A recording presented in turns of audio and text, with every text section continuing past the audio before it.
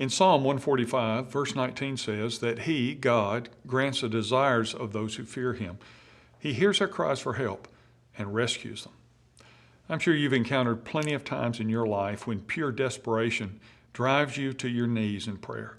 We all have these moments where we turn to God with a kind of intensity and sincerity that, quite frankly, our typical daily routines just sometimes overlook. But these desperate, raw, and unembellished prayers invite God's compassionate response and deliverance.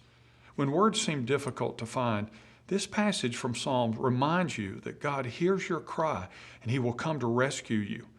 Maybe you know you need this kind of prayer life, but you're hesitant to reach out to God like this because you think, well, I haven't prayed enough or I haven't prayed the right way, so God would never listen to me.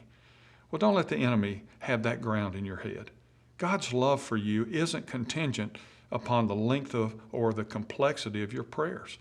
All that matters is the authenticity and the posture of your heart. When you understand and acknowledge your desperate need for God, you capture His attention.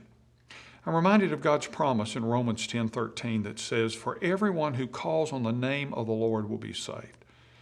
This promise assures us that whether we're pleading for immediate relief or eternal salvation, it is the humble act of calling on Him that opens the door for His merciful intervention. Whichever category your desperation for God falls into at the moment, let me encourage you to let your prayers of desperation draw you closer to the heart of God today. And you can be confident that He will hear you.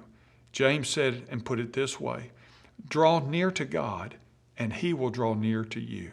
He wants you to talk with Him. He waits, and He will hear. I'm Ray Jones, and that's another heart truth for your day.